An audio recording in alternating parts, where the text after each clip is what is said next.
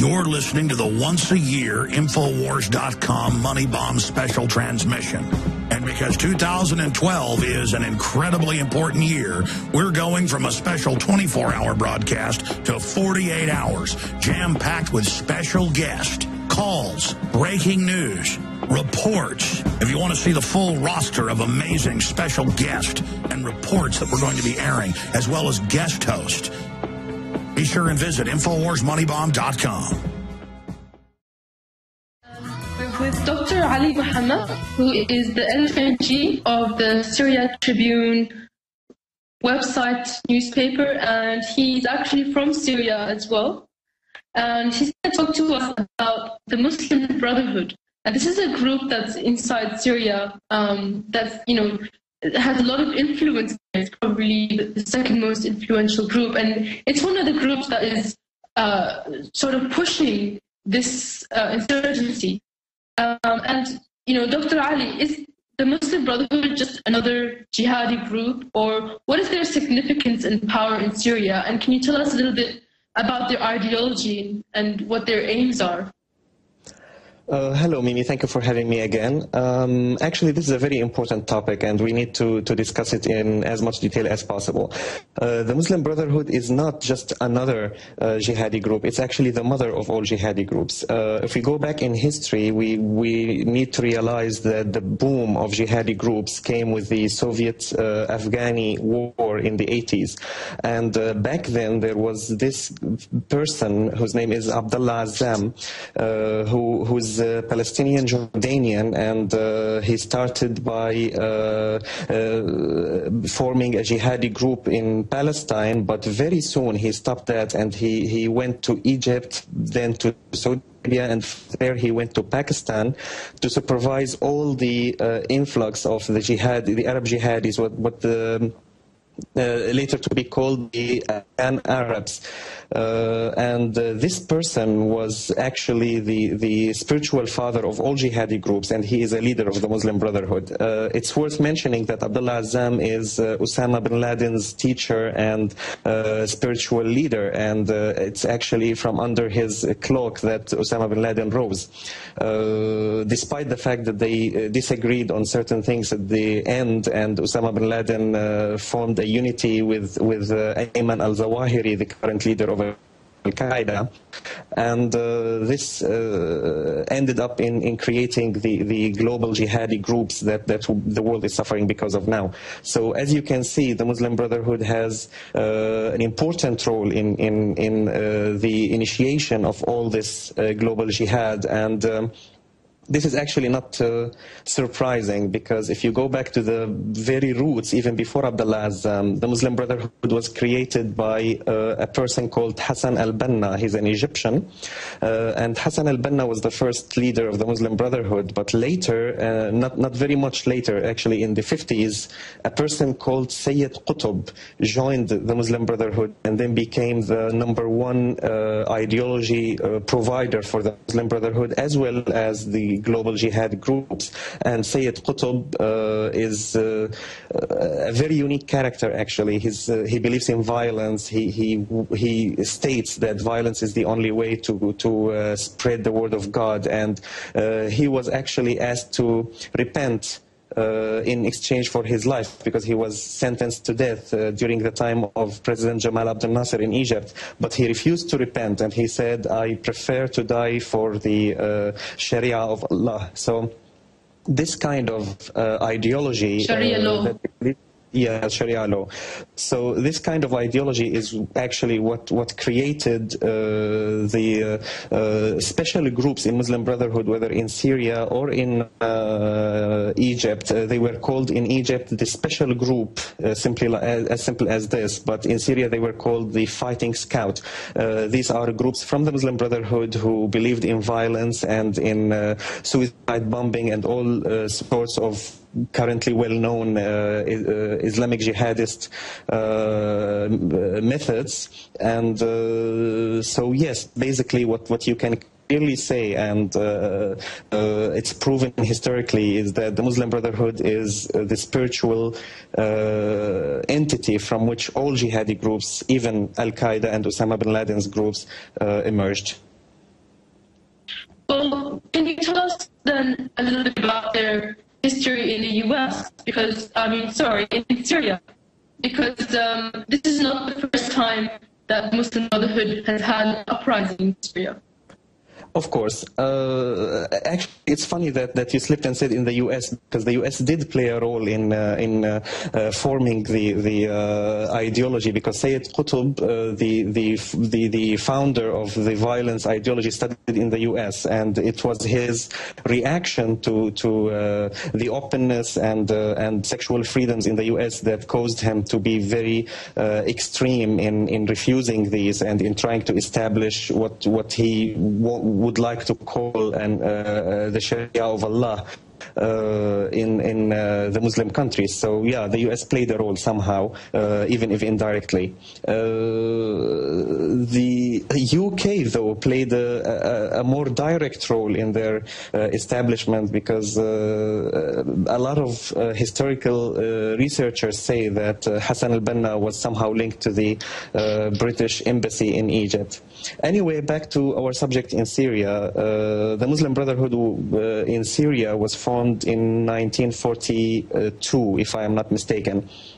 The person who formed it was a friend of Hassan al-Banna's who studied in Al-Azhar, and he was influenced by al-Banna's ideology. And in 1945, this person, his name is Mustafa Sibai, he's from Homs, by the way, he was elected the first leader of the Muslim Brotherhood in Syria.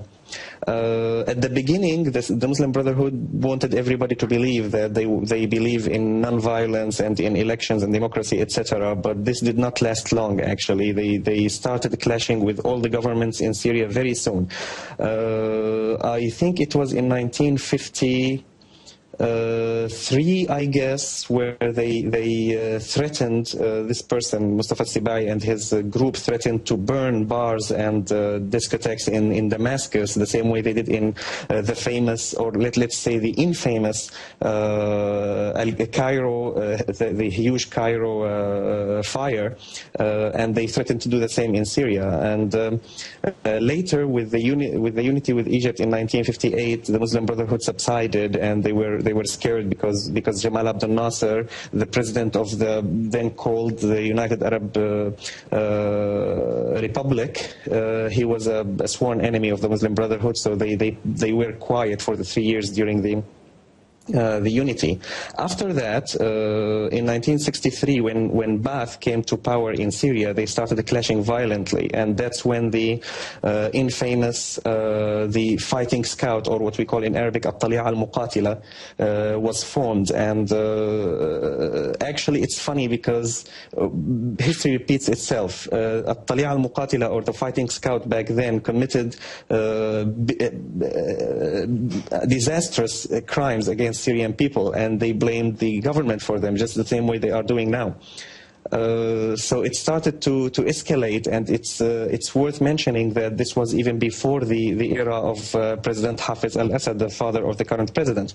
So the very first clash happened in Hama, and the Syrian army had to attack Hama, and that was under Amin al-Hafez presidency, a Sunni president from the same area.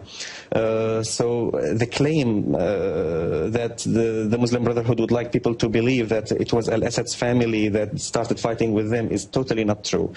It was way before that, actually, literally 7 years before that. After that, please go ahead. Sorry, no, please continue. So after that, their violence escalated, and with Hafez al-Assad coming to power in 1970, the Syrian government became stronger and more stable after a long time of coup d'etat and another coup d'etat the next day. And Hafez al-Assad brought stability to Syria, mainly by defeating all other opponents, political opponents. Obviously, the Muslim Brotherhood, because of their secret nature and the way they operate in small groups and the methodology that they use to protect themselves, they were the tougher nut to crack for President Assad, the father. Then they found an opportunity when Syria was exhausted later at the end of the 70s, early 80s. because Syria had to interfere in Lebanon back then because of the Lebanese civil war that erupted in 1976. And the Syrian army had to send a lot of units to Lebanon to fight, to stop the fight, and later to fight Israel in the Israeli invasion in 1982-83. And at the same time, the Iraqi president, back then, he was the #1 hero for the US and NATO nations because he was fighting Iran. I'm referring, of course, to Saddam Hussein, the late Iraqi president. He was not at good terms with Syria, and he started supporting the Muslim Brotherhood, and they found it as an opportunity. This created the escalation of events that ended in what is now called the Hama disaster, let's say. The opposition would like to call it the Hama massacre, and the Syrian government would like to call it the Hama events. The escalation happened because this fighting scout started committing terrorist actions, and they actually they admitted, even Ali Sadruddin al-Bayanuni, the current leader of the Muslim Brotherhood, admits that it was the Muslim Brotherhood who killed people in Azbakiya in Damascus. It was the Muslim Brotherhood who burnt cinemas and theaters, and it was definitely the Muslim Brotherhood that killed a lot of officers in a military school in Aleppo. The killing of the officers in the military school of Aleppo was on a sectarian basis, and it was a very ugly stage in the Syrian history. The Syrian army decided then that it's time to take rid of them, and things escalated until the Battle of Hama. And after the Battle of Hama, the Muslim Brotherhood had zero presence in Syria for a long time. Up until 2011, when they had the chance, because of the rise of what is falsely called the Arab Spring, while we should call it the Muslim Brotherhood Spring, or the Muslim Brotherhood Autumn, if we want to be more specific. The Muslim Brotherhood winning in Tunisia, in Egypt, and winning under the table in Libya as well, and now they are trying to win Syria. The history and the awareness of the Syrian people that the Muslim Brotherhood is a group of terrorists made it very difficult for them to win Syria. They are still fighting, supported by all the countries that have interests in Syria being defeated and weak, like Qatar, Saudi Arabia, and Turkey, and other NATO nations, of course. So they are fighting with hope that they will control Syria, but the Syrian army is fighting back with hope and actions not to allow them to. Well, it's interesting you call it a Muslim Brotherhood Spring, because you can see all of these Islamic governments emerging from what the US is calling the Arab Spring. And it's also, from the Foreign Policy website, a report that was released by the Defense Intelligence Agency that actually pretty much out in the open said, we need to support the Muslim Brotherhood in Syria, that the Muslim Brotherhood has tried to take over Syria in the past, but it was because the Syrian people didn't want them that they were rejected. And it also interestingly mentioned about the Hama massacre, as they call it, which the media repeatedly talks about the Assad regime, Hama massacre, 30,000 people killed. But the number being soldiers. Sorry. Well, going back to you, Ali, I just want to ask you about the relationship between the Muslim Brotherhood and Turkey. Between the Muslim Brotherhood and? Turkey. And Turkey. Okay, let me first comment on what you said. It's very ironic that the Muslim Brotherhood Spring is supported by the U.S. because on one hand the U.S. kills Osama bin Laden, the faithful student of Abdullah Azzam. Of the Muslim Brotherhood, and on the other hand, it supports the Muslim Brotherhood to control the countries that were invaded by this manipulation and media attacks. So yes, it is very ironic, and it is definitely a Muslim Brotherhood spring, because if you look at how things turned out, you will see that it turned out in favor of the Muslim Brotherhood controlling the area. Now, why is the U.S. and Israel not concerned about the Muslim Brotherhood controlling the area? Now, this is the important question that we need to ask ourselves. It's very silly to think that the U.S. and other NATO nations are after democracy and the welfare of the Arab people, because if they were, they wouldn't have supported the dictators for tens of years, actually, for half a century, let's be specific. So it's definitely not the welfare of the Arabic people. They want the Muslim Brotherhood there for a reason, because the Muslim Brotherhood can be controlled, and actually its role is, their role is to be controlled by others. It's very hard for them to be independent. Currently, it's common knowledge now that there are countries like Qatar, Saudi Arabia, and Turkey supporting the rebels in Syria and giving them arms, money, and means of communication. These countries that are giving the arms are definitely the countries that will be calling the shots if the dream comes true and they topple the Syrian regime. So if a certain group controls Syria, and this certain group is controlled by Turkey, Qatar, Saudi Arabia, and the U.S. in the background, then it's definitely a spring for Israel, because it's all the actions happen in favor of the Israeli interest in the area. And when we are talking about the Israeli interest, we're not talking about the Old Testament interest that Israel claims to be founded on, but the actual economic interest in oil, in gas, in the strategic positioning of the area, in all these different aspects. Turkey and its relationship with the Muslim Brotherhood is not new, and we all know that Najmuddin Erbakan, the founder of the new era of Islamic politics in Turkey, is one of the Muslim Brotherhood behind the stage, and now his faithful student, or let me say his unfaithful student, Erdogan, because Erbakan was at least working for the favor of his nation, but Erdogan doesn't seem to care much about the welfare of Turkey. He's more worried about the welfare of the Islamic uprising. So Erdogan is supporting these rebels publicly, and these rebels are mainly Muslim Brotherhood and other Salafi jihadi groups. So the link here is very clear, and Erdogan and Davutoglu are not denying it. They are happy about it. They hosted the very first Muslim Brotherhood convention back in April 2011, and they supported them publicly, and they helped them form the Syrian National Council, which we can easily call the Muslim Brotherhood Syrian National Council.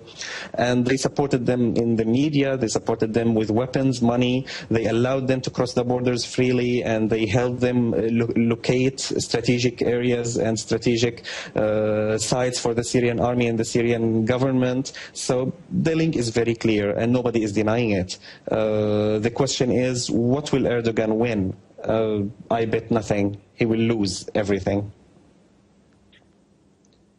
Well, it's very interesting you say it's very clear, but then in the media you have repeated over and over again that Israel is fearful of having Sunni Islamists be in power in Syria. But, you know, I've heard also that the Muslim Brotherhood doesn't have an anti-Israeli policy. And of course, you know,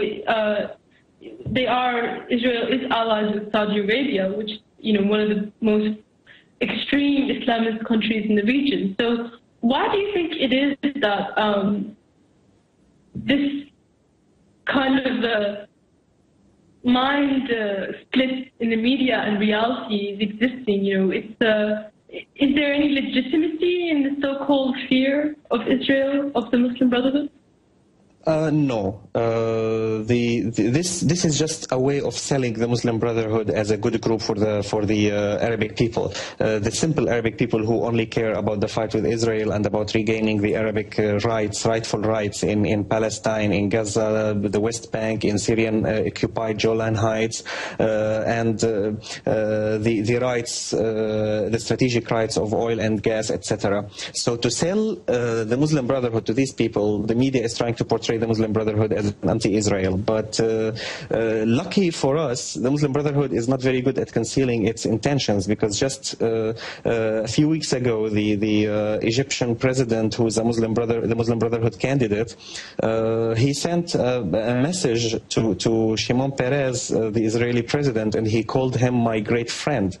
and this was leaked to the media, and there's a copy of it online, and everybody knows it. And the presidential palace in Egypt did not deny it. They were very frank about it. So the very first Muslim Brotherhood president in Egypt is calling the Israelis our great friends, not our friends, our great friends. So this tells all that we need to hear about the relationship between the Muslim Brotherhood and Israel. It's not a bad relationship in any way. It's actually a honeymoon, and we can see the results in Gaza and in what the Egyptian army did on the borders, and in Israel allowing the Egyptian army to go into Sinai for the first time since the peace treaty. So, well, look at them. They are good friends. So what is the media talking about? Just nothing. Absolutely. Well, we're nearing the end, but I think there's still time for another question. You mentioned that the Muslim Brotherhood is in fact, one of basically the parent or the mother of all of the other jihadi groups, and that, even in its inception it was supported by the UK. But now we see a sort of a split between the Muslim Brotherhood and the more Salafi and Wahhabi groups. So the agenda of the Muslim Brotherhood, what is it? Is it to create an Islamic nation? And what is the difference now? Why is there a little bit of a split between Al-Qaeda and the Muslim Brotherhood? Is there one? Is there a split? Yes, there is a difference. The history of this difference goes back to the end of the Soviet presence in Afghanistan, because when the Soviet forces withdraw from Afghanistan, there was a discrepancy and a big disagreement between Abdullah Azzam, the Muslim Brotherhood leader that I told you about earlier, and his two students, Osama bin Laden and Ayman al-Zawahiri. Abdullah Azzam thought that now that we took rid of the Soviets, we need to go back to Palestine and fight there. But Osama bin Laden and Ayman al-Zawahiri disagreed, and they thought that the Arabic governments are the next target, and we should liberate the Arabic lands from the what they call the filthy governments before we go back to Palestine strong and united. And this disagreement caused Osama bin Laden and Ayman al-Zawahiri to form Al-Qaeda from under the cloak of the Muslim Brotherhood. And this Al-Qaeda was and still is the umbrella name under which a lot of Salafi jihadi groups operate.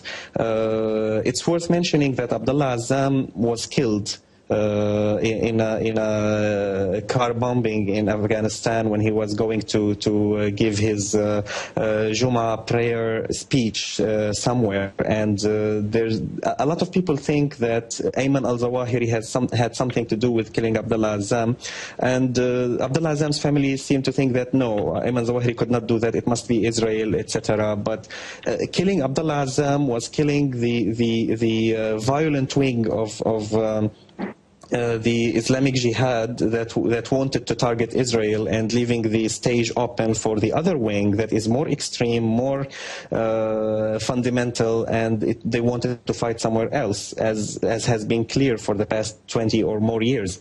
So this is the history of this discrepancy. But now when we look at the Syrian situation, we can clearly see that Jabhat al-Nusra, for example, which is an extreme Qaeda-type Salafi jihadi group, is fighting hand in hand with the Muslim Brotherhood. So they are united now against a common enemy, which is the Syrian government and the Syrian people. But very soon, if their dream comes true and the country falls into their hands, the very first fight that will erupt, it will be between these two groups, the Muslim Brotherhood on one hand and the other Islamic Jihad groups on the other. And the result will, of course, be a disaster to the Syrian people, and a lot of killing, a lot of massacres, and ruining economy and the future of millions of Syrians. So although they are both the enemy of the Syrian people at the moment, and they should be considered the enemy of human civilization at the moment, they are together now because they are united against a common enemy. But very soon, if they are, and actually it actually started, but at a low scale, but if they win, it will be big scale, and it will be a disaster for the Syrian people and for the region altogether. Well, thank you so much, Ali, for talking with us.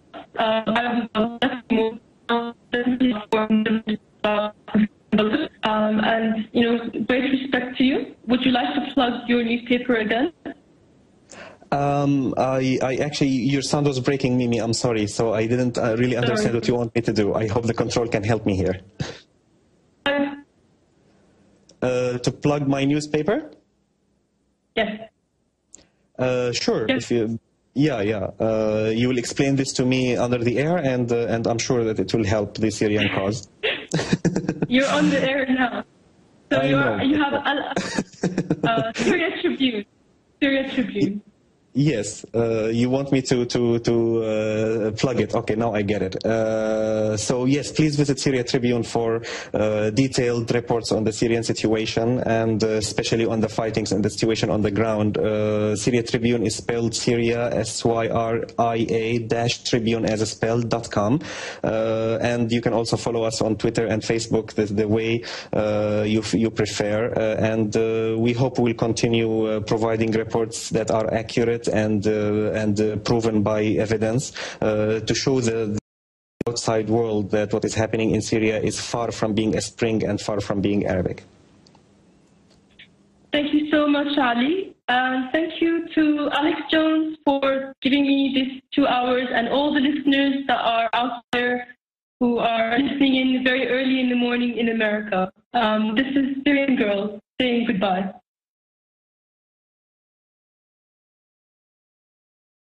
Visit Infowars.com and PrisonPlanet.com. When you're on the sites, you can also tune in 24 hours a day to my daily radio broadcast. There's also a free iPhone app to listen to the syndicated radio show when and where you want.